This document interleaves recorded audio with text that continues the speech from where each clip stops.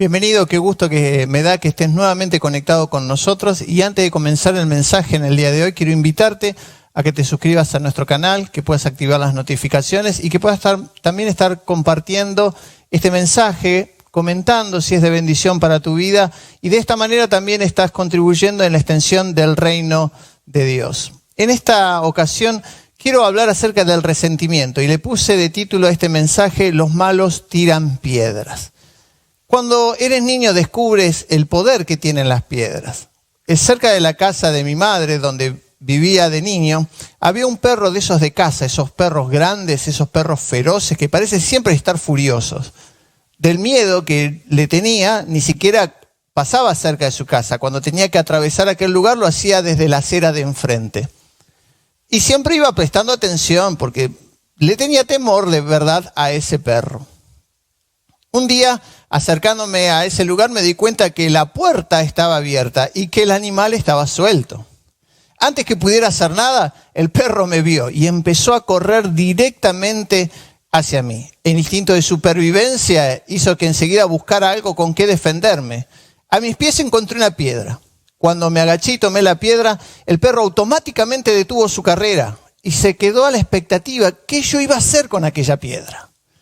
Así que hice el amague, es decir, la ficción de que le iba a arrojar la piedra, y cuando hice aquel movimiento como para arrojar la piedra, el perro huyó y se fue a su casa, a su territorio, y desde allí me comenzó a mirar. Así que descubrí en aquella ocasión que frente a mis temores y frente a alguna situación que ponía en peligro mi vida, podía utilizar una piedra. Y así nos pasa a la mayoría de nosotros. Las piedras tienen mucho poder. Las piedras son un material abundante. Han sido cuna de nuestra civilización. Hemos hecho nuestras primeras casas. De hecho, se han construido ciudades enteras en piedra, como Capadocia en Turquía o Petra en Jordania. Hemos hecho de piedra los primeros utensilios del hogar, los primeros cubiertos, los primeros platos, las primeras ollas, podríamos decir de esta manera, fueron hechas en piedra. Así que la piedra ha estado siempre presente y obviamente las primeras armas fueron hechas en piedra. Hoy ninguna milicia moderna tendría en su arsenal piedras. Imagínense, contamos cuántas granadas, cuántos fusiles y cuántas piedras. Ya nadie tiene piedras, así que sería casi irrisorio pensar que alguien las pudiera utilizar como un arma. Sin embargo, es el elemento preferido en las grescas, en las riñas, entre las hinchadas de fútbol, en Brasil dirían entre las torcidas de fútbol, entre los enfrentamientos callejeros. Usted puede ver las manifestaciones populares contra los gobiernos, inclusive aquí en Argentina y en otros países de Latinoamérica y en el mundo, donde la piedra se utiliza como el proyectil preferido. En España se condena a arrojar piedras hasta con 6 años de prisión, y otros países lo condenan inclusive a más de una década por arrojar piedras. Así que la piedra tiene un poder muy importante aún en el día de hoy. Podemos decir que las piedras están al alcance de la mano. Eso ha hecho de que sea un arma fácil de usar. En la Biblia encontramos a muchos hombres y muchas personas utilizando las piedras. Algunos para ejecutar un juicio, como en el caso de Acán, que por su pecado fue apedreado. Otros utilizándolo contra el enemigo, como David cuando lo utilizó contra Goliat.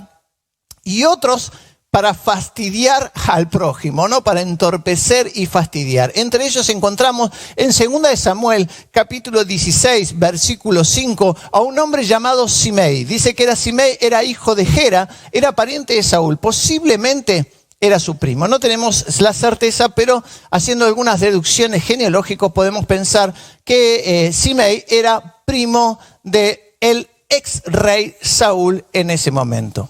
David ya era un rey conocido, temido por sus enemigos, respetado en toda la comarca, como se diría por ahí, en toda la región, porque había ganado ya muchas victorias y había tenido muchos logros militares.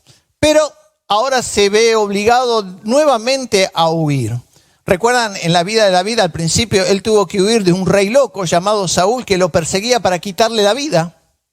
Ahora no tenía que huir para salvar su vida, sino que estaba huyendo para salvar la vida de toda una ciudad que podía caer herida o muerta por la ira vengadora de su hijo. quien culpaba a su padre de todas las cosas malas que habían sucedido en su vida, quien lo consideraba responsable de todas las desgracias que había atravesado en la vida.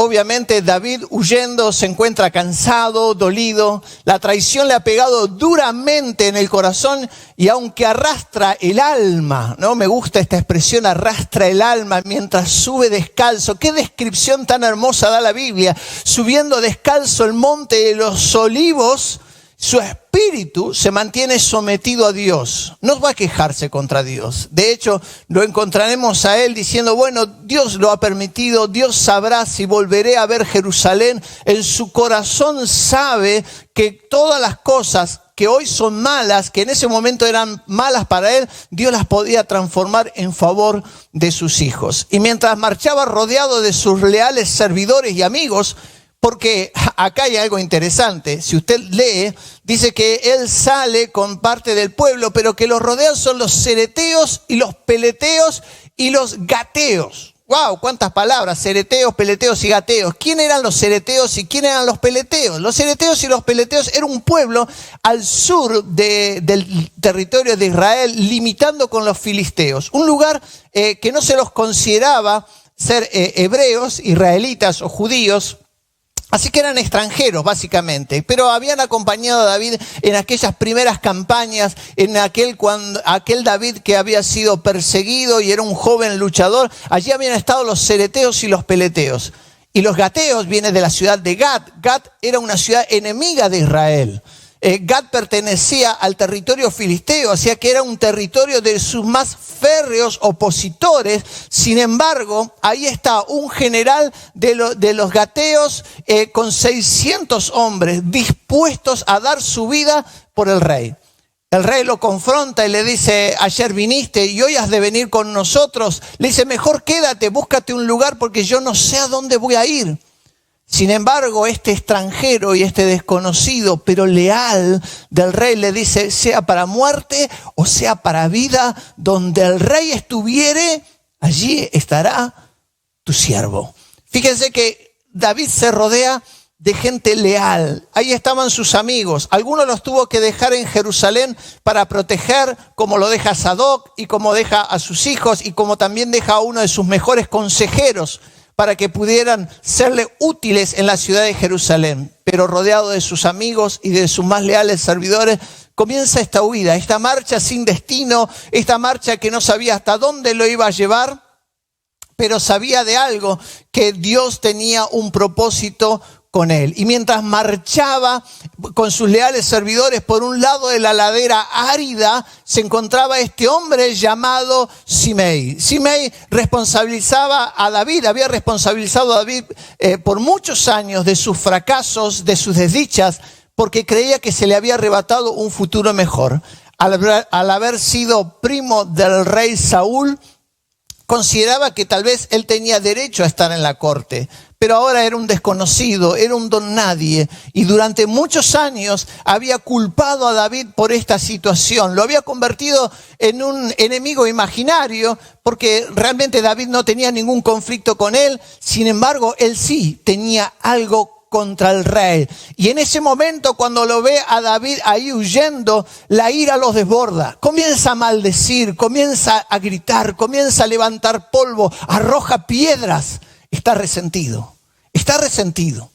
Y quiero leer textualmente lo que se dice, lo que es el resentimiento.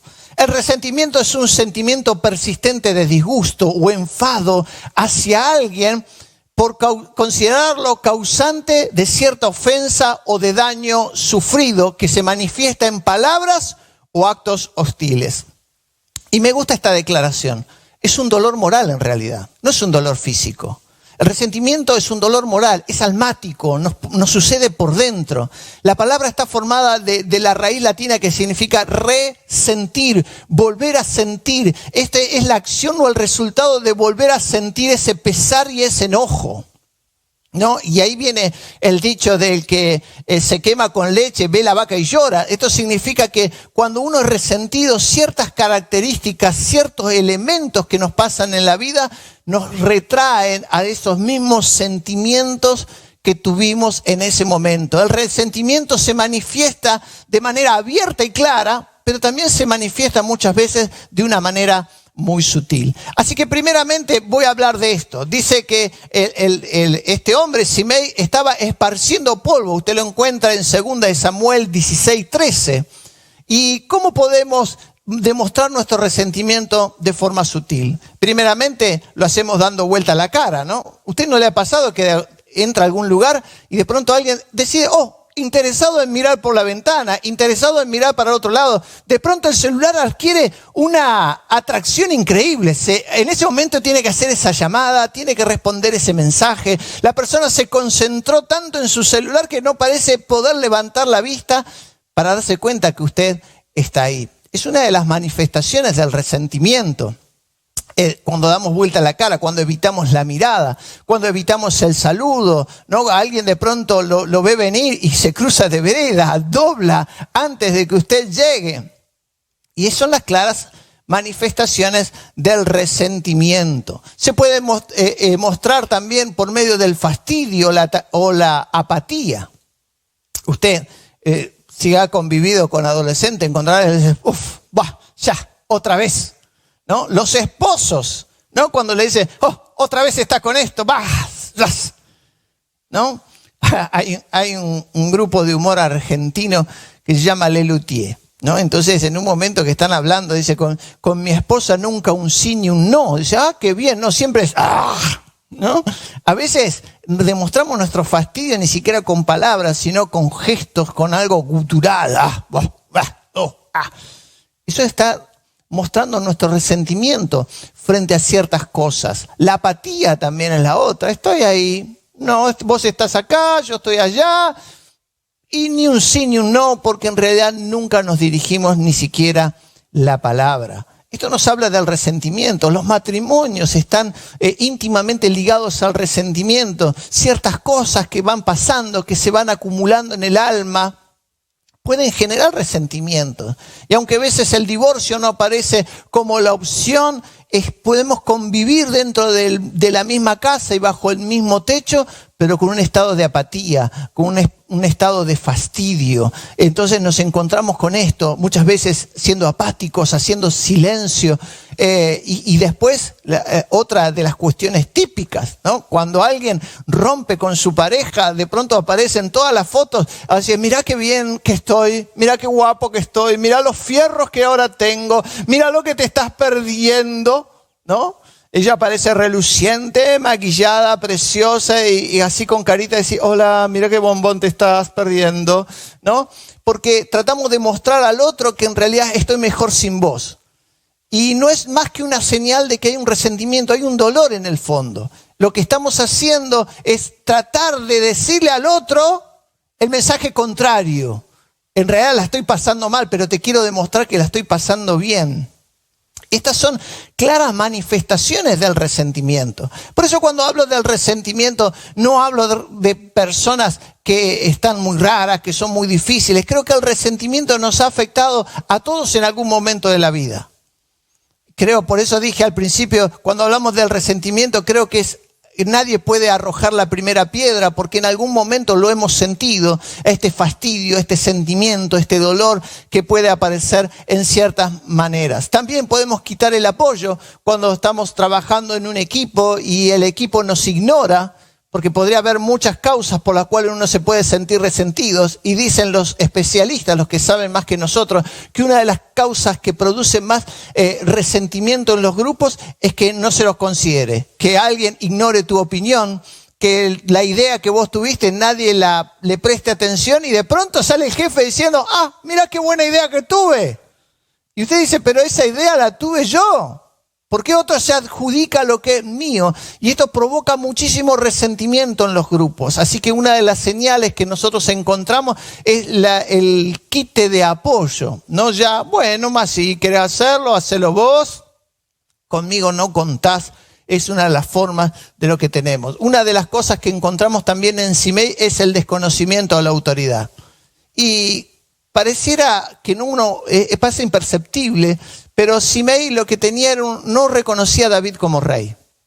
Y se manifiesta en esta actitud que él tiene cuando él empieza a arrojar piedras y decir todo lo que dice, maldecir, pero también se manifiesta con su hijo, con Salomón, porque Salomón le da una orden a Simei y le dice, mira que no salgas de la ciudad. ¿Y saben lo que hizo Simei? No le importó. Dijo, ¿quién eres? Este es el hijo de aquel al quien yo odio, pero ni por casualidad voy a hacerle caso. Entonces, uno puede encontrar en ciertos ambientes, inclusive dentro de los ambientes cristianos, que la falta de respeto a las autoridades puestas por Dios es una clara señal de ser una persona resentida o de estar sufriendo un tiempo de resentimiento con estas cosas. Y muchas veces la ira también se puede manifestar, o las manifestaciones del resentimiento contra nuestros hijos. Esto es terrible. En Argentina, recientemente, un hombre mató de 2 disparos a su hijo de 8 años y después se quitó la vida, porque era una forma de castigar a su esposa. Uno dice, por Dios, ¿cómo alguien puede llegar a esos límites? ¿Cómo alguien puede tener tanto odio contenido? Y tiene que ver con que el resentimiento se puede ver reflejado en las otras personas. Así que no debemos sorprendernos de ciertas circunstancias o de ciertas cosas que podemos llegar a atravesar. También lo podemos reflejar contra las mascotas. Sí, agarrar a los palos a las mascotas. Y también contra las cosas. O usted no sabe que muchos alumnos resentidos contra sus profesores le rayan el auto, le han pinchado la cubierta. Se ríe porque tal vez usted conoce o tal vez usted fue a alguno de esos que su profesor, su profesora lo reprobó y fue y le rayó el auto, le hizo algún daño. ¿Por qué? Porque es una forma de con que expresamos nuestro resentimiento. Dice la Biblia que Simei arrojaba polvo al aire y es una manera de ensuciar y obstaculizar. Imagínense que estaba en un ambiente muy árido donde el viento corre, así que cuando Simei arrojaba tierra, le arrojaba polvo al rey y hacia su gente, lo que hacía era ensuciarlos, los ensuciaba. En el fondo él deseaba que el rey se viera mal. De alguna forma él deseaba que la persona al cual estaba resentida se viera mal, no se viera bien, él se tenía que ver mal. Entonces él le arrojaba tierra, lo quería ensuciar. Quería que la tierra, ese polvo que él arrojaba, le entrara en los ojos y le obstaculizara el seguir avanzando.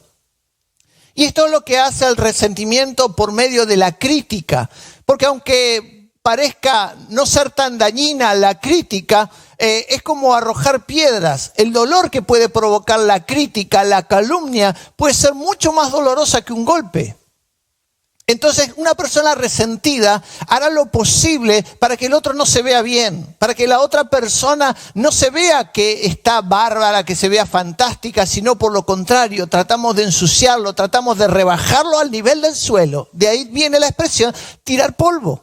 Trataba de que el rey se viera al nivel del suelo, lo más bajo posible. Los malos arrojan polvo para que no se pueda ver sus propias miserias. Si el rey, obstaculizado su visión por el polvo, no podía ver que Simei no era más que una persona digna de lástima, ¿no? Y cuando hablamos de miseria, hablamos de estas cuestiones de una persona ser digna de lástima, ¿no? Los malos quieren que el polvo obstaculice la visión, llenan de crítica los lugares porque ansían estar en esos lugares, pero ya sea por temor, por comodidad o incapacidad, no logran conquistarlos. Simei quería estar en el lugar del rey. Él hubiera soñado con estar en el rey. Él hubiera soñado con estar al lado del rey. Pero por su comodidad, por su incapacidad, no podía lograrlo. No lo había logrado. Y entorpecer, desalentar y descalificar son los medios preferidos por los resentidos para expresar su dolor. Así que creo que no tengo que explayarme demasiado en esto. Usted en su mente estará encontrando múltiples casos de esto. Personas que hablan mal de los otros. Usted encuentra las redes sociales plagadas de personas que hablan mal contra los políticos, contra los líderes, contra los pastores, contra algunas personas que son representantes del medio evangélico. porque en el fondo están resentidas. Y de esa manera quieren ensuciarlos, quieren obstaculizar. Quieren que de esa manera, por medio de la crítica y por medio de arrojar polvo hacia el aire, se detenga el avance y no puedan alcanzar los objetivos. Para los resentidos, los logros ajenos son fruto de la rapiña, la malicia y el oportunismo. Eso es lo que lo estaba acusando Simei a David, de ser un ladrón, de haber ejecutado con malicia todo cuando había sido Dios quien le había dado el reino. Y aunque Dios había descartado a Saúl, porque Saúl había sido un rey desobediente, las falencias ajenas pueden ayudarte. Y pueden ayudarnos a llegar a un lugar, a un puesto, a un cargo, pero las conquistas y las victorias que obtengas siempre, escucha, siempre serán fruto de tu valor, perseverancia y de tu aptitud. Tendrás que ser apto. David podía haber sido rey porque Saúl era malo, pero si no hubiera sido un buen rey, un buen estratega, un buen director, un buen estadista, nunca hubiera llegado a establecer el Estado de Israel. Así que, por más que otros tengan falencias, por más que puedas acusar a las debilidades del sistema o el favoritismo de algunos, si algo se consigue, si algo la persona consigue, si algo consigues en la vida, será siempre fruto de tu trabajo, tu perseverancia y porque eres apto para hacer esas cosas. Los malos, cuando arrojan piedras, desean herir, desean causar daño, quieren callar a los justos. Y ahí me vienen varias historias en la Biblia. Una de ellas encontramos en el libro de los Hechos, cuando Esteban, inspirado, lleno del Espíritu Santo, estaba dando un mensaje tremendo. Yo creo que del Nuevo Testamento tiene una teología, una historia, una estructura, el mensaje de Esteban, que muchísimos predicadores nos gustaría tener. Y Esteban estaba teniendo un mensaje tremendo. Estaba callando realmente las voces de todos aquellos hombres que se consideraban doctores de la ley, que se consideraban personas estudiosas, personas que realmente la tenían realmente muy clara a todas las cuestiones de la Biblia. Sin embargo, este hombre estaba diciendo tantas verdades juntas que no les quedó otro medio que tomar piedras para herir y causar daño, para callar a este hombre justo. Hay quienes también utilizan las piedras para hacerse los espirituales, señalando al caído. Y nosotros lo encontramos en la Biblia cuando traen a Jesús, esta mujer que había sido hallada en infidelidad, estaba siendo infiel a su esposo. Así que ahí vinieron los religiosos, de corazón malo, deseando parecer espirituales, deseando parecer buenas personas, señalando la debilidad ajena. Y esto se replica tanto hoy en día. Hoy se replica tanto. Las personas que están resentidas muchas veces con los sistemas religiosos, con las iglesias, con los pastores, parece que si levantan el dedo y acusan algo o encuentran debilidad en alguien, eso los hace parecer más espirituales. Eso los hace parecer que ellos están en un eslabón superior, están en un peldaño más alto que el otro. Jesús no basó su ministerio señalando las falencias de los religiosos, porque estos tenían cientos y miles, sino que basó su ministerio anunciando el reino de Dios, anunciando que el reino de Dios se había acercado. Las iglesias no avanzan señalando las debilidades de quienes la componen, sino que el reino de Dios avanza mostrando el mensaje de vida, de salvación, de amor que trae Jesucristo. Otros, por temor o por falta de argumento, llegarán a tomar piedras, como le pasó a Pablo en el libro de los Hechos. Usted lo encontrará que a Pablo lo apedrearon varias veces, los propios lugareños instigados por los judíos, quienes ya habían sido derrotados en todos sus argumentos, y frente a la falencia y a la carencia de argumentos deciden arrojar piedras. Cuando los malos no tienen más argumentos, cuando los de corazón malo y de corazón resentido dejan de tener argumentos, no les queda otra que recurrir a las piedras, a lo primero que tienen a mano para arrojar. los malos arrojan piedra cuando estás débil. Y esto es muy interesante, porque usted lo va a encontrar que este Simei aprovechó el momento en que el rey David estaba más débil. No tenía reino, no tenía un poderoso ejército, no estaba en un palacio, estaba huyendo. Había paseado descalzo, subiendo la cuesta de los Olivos, y es un lugar rocoso, así que posiblemente sus pies estaban heridos y lastimados.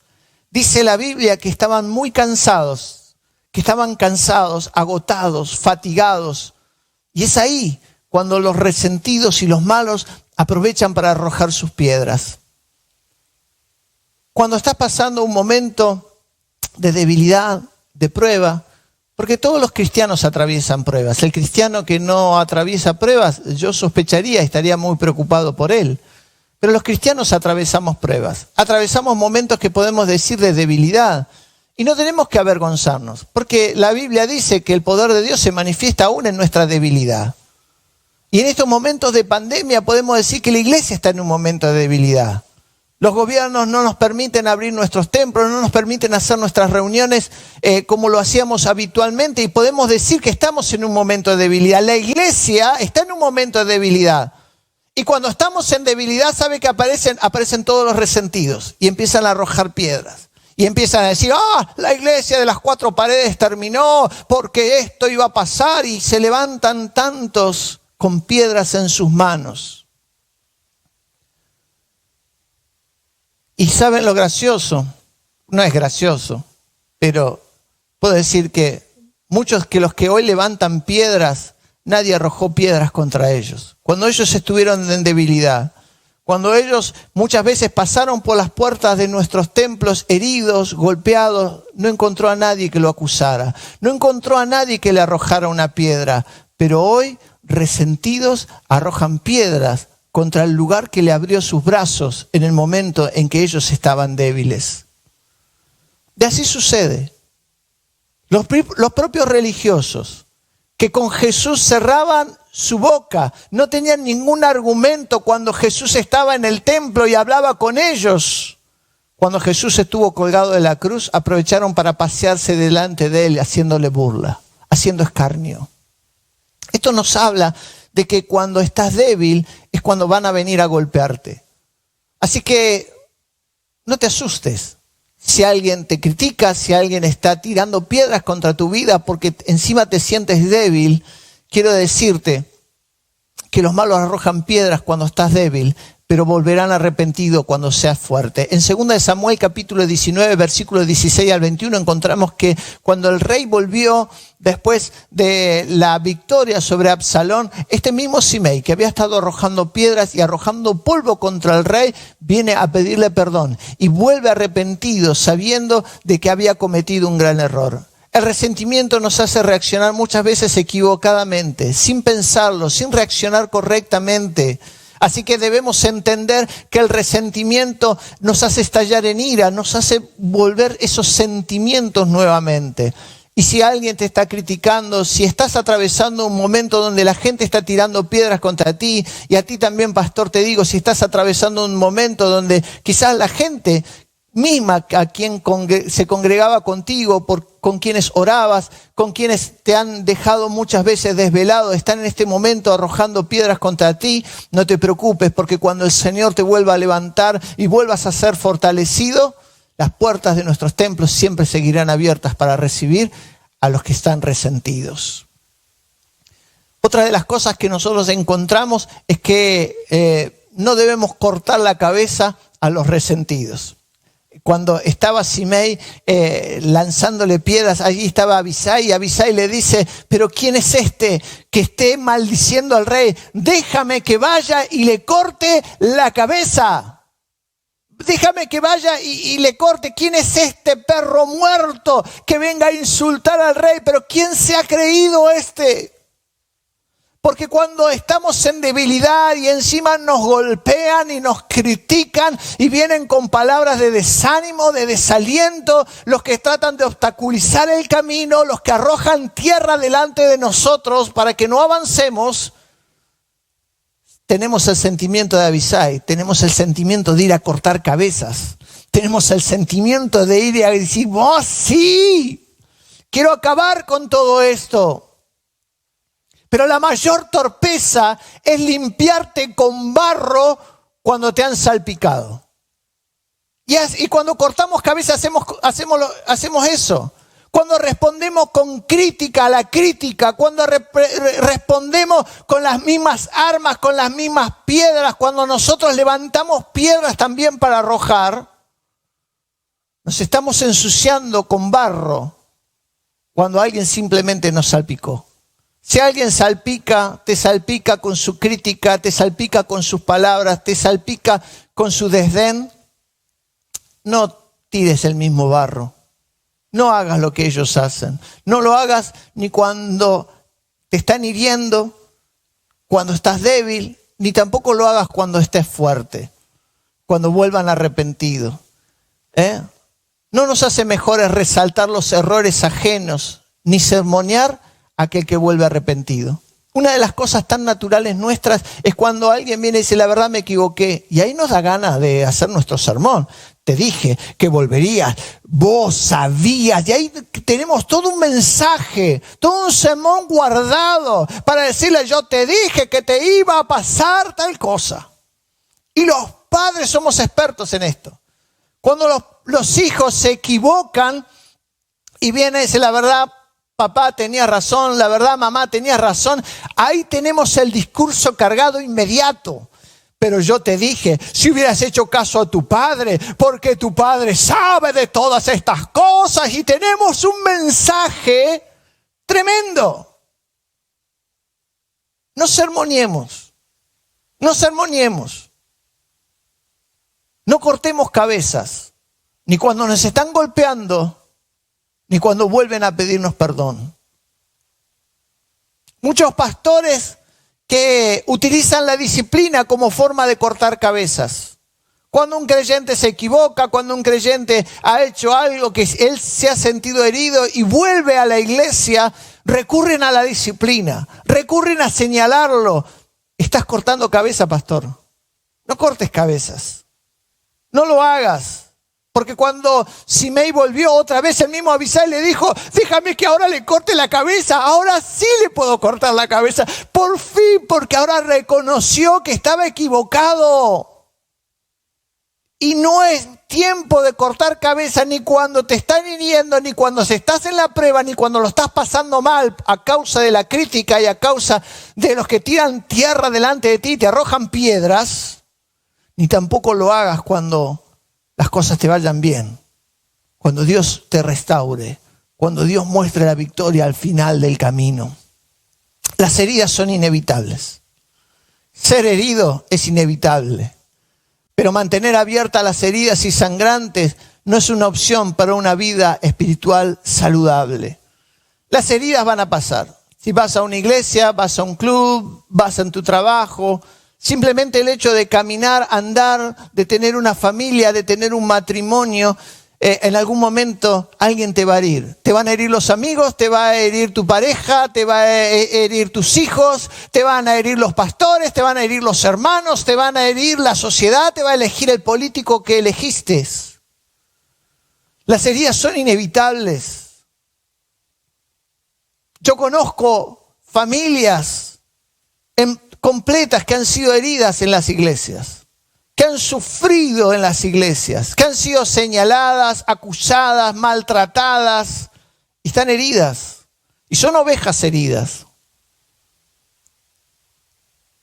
Pero dejar que las heridas sigan abiertas y sigan sangrantes, y cada vez que las veas, hagas algo para que no se cierren, sino que haces algo, tratas de mantenerlas siempre abiertas, como el perro que se lame una y otra vez la herida haciéndola más grande. Eso no corresponde a una vida espiritual saludable. La Biblia dice en Hebreos 12:15, mirad bien, no sea que alguno deje de alcanzar la gracia de Dios, que brotando alguna raíz de amargura os estorbe y por ella muchos sean contaminados. Nos hace responsable a nosotros la Biblia de estar velando de que esas amarguras no se centren en nuestra vida. nos hace responsables de nuestra salud espiritual a nosotros. Quizás el que te ofende y el que te ofendió y el que te lastimó, quizás nunca venga a reconocer su error.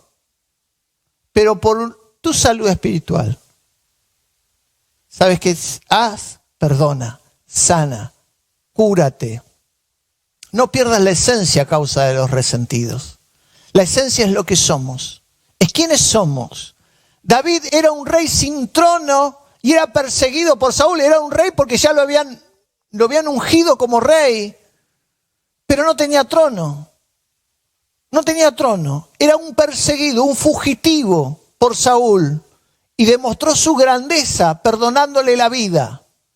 Y siguió siendo un gran rey, porque aún sin trono, porque a Absalón se lo había arrebatado, siguió perdonando la vida a aquellos que lo perseguían y lo ofendían. Y le perdonó la vida a Simei. Lo que somos es lo que determina. Es lo determinante en nosotros. No necesitas tener un lugar, no necesitas empoderarte en una situación para decidir perdonar. El perdonar no es una cuestión de posición, ni es de una carencia de dolor. Porque David perdonó a Simei cuando las cosas le dolían. Porque lo perdonó cuando le estaba arrojando piedras, cuando él herido, lastimado, entristecido porque su propio hijo se había levantado en contra de él, ahí decidió perdonar a Simei. No lo perdonó cuando volvió. David ya lo había perdonado antes, lo había perdonado en su corazón. No esperó que Simei fuera a pedirle perdón, él lo había perdonado, porque la grandeza del rey, nuestra grandeza, está en lo que somos, no en las circunstancias. No es una cuestión de carencia de dolor. No es que perdono porque ya no me duele más. No es que te perdono porque lo que me hiciste no me afectó. Te perdono porque soy un hijo del Padre de la compasión, del Padre de la consolación, del Padre del perdón. Porque a Dios también le ofenden tus pecados, le ofenden mis pecados. Y le duele cuando nos ve a nosotros como hijos pecar. Le duele, pero aún así, en el dolor del corazón del Padre, perdona. Y porque como somos hijos de Dios y la esencia de Dios está en nosotros, perdonamos, aunque el dolor siga en nosotros, aunque el dolor siga en nuestro corazón. Esa es nuestra esencia. La esencia es que somos hijos de un Padre que es experimentado en el perdón. ¿Cómo superar a los resentidos? Cuando somos atacados por los resentidos, cuando los malos nos arrojan piedras. Y yo encontré algunos pequeños consejitos a modo de cierre. El primero es: rodéate de gente leal y de amigos que te cubran de las piedras. Dice la Biblia que cuando estaba Simei arrojando piedras, dice que toda la gente que estaba alrededor de él se puso y lo rodeó. La importancia de tener amigos leales. Estos amigos leales pueden ser no los más cercanos. Fíjense que David tenía los cereteos, los peleteos, los geteos, no eran los más cercanos, pero le eran leales. Estaban ahí para cubrir al rey. Cuando estés atravesando un momento de debilidad, de flaqueza, lo que se necesita es tener amigos y gente leal que esté alrededor tuyo. Quizás no sean los más inteligentes, los más sabios, quizás no sean las personas fantásticas con las que te gustaría rodearte, porque de hecho cuando David huía en las cuevas se había rodeado dice que los que estaban heridos, de los que estaban endeudados, de los que tenían la amargura de espíritu. No era la mejor gente, pero era gente leal y eran amigos que estaban para cubrirlo en el momento en que él lo necesitara. Si estás atravesando un momento de dificultad, rodéate de buenos amigos. No busques amigos donde no lo hay. Y esto me refiero a que muchas veces los contactos que podemos tener en nuestras redes sociales no son nuestros verdaderos amigos. Son contactos, son gente que está ahí, que mira tus publicaciones y que vos a lo mejor mirás las de ellos. Pero los amigos verdaderos son los que te cubren cuando alguien te está criticando. Son aquellos que van a estar ahí cubriéndote de las piedras, cubriéndote del polvo. Son los que te van a ayudar a que sigas en tu camino. Los que estaban alrededor de David lo cubrieron para que David pudiera seguir marchando. Estaban para cubrirlo, para que David pudiera seguir avanzando. Los verdaderos amigos están a tu lado para apoyarte, para darte la mano, para que sigas avanzando, para que sigas creciendo. Esos son amigos de verdad. Esos son amigos que Dios pone en nuestras vidas para que podamos seguir haciendo la tarea que Dios nos ha encomendado. Segundo consejo, no permitas que otros lastimen en tu nombre. Otra de las cosas que sucede es que muchas veces nuestros amigos quieren salir a defender nuestro honor y salen a cortar cabezas. Y empiezan en las redes y empiezan a comentar y a comentar y a comentar porque alguien dijo algo. No les permitas que hagan eso. Dile a tu amigo, guarda silencio, guarda tu espada, no la utilices, no gastes tus piedras contra aquellos que no son verdaderos enemigos. Si hay un enemigo, es Goliat. Si hay un enemigo verdadero, es el enemigo que desafía la salvación de nuestras almas. Es aquel que sí quiere que te obstruya tu camino y quiere arrebatarte y llevarte al infierno. Guarda tus piedras contra los verdaderos enemigos. Guarda tu espada para usarla contra los verdaderos enemigos. Así que no permitas que nadie lastime a otros en tu nombre. Cierra tus heridas, perdona y camina tu valle. Ese valle de prueba. Camínalo sabiendo que al final Dios tiene la victoria. Cuando David huía, y Simei le dice, déjame que le corte la cabeza. Él le dice, déjalo que maldiga. Quizás Dios transforme sus maldiciones en bendiciones. Y quiero decirte algo, que los que te maldicen, Dios transforma la maldición de los malos en bendición de sus hijos.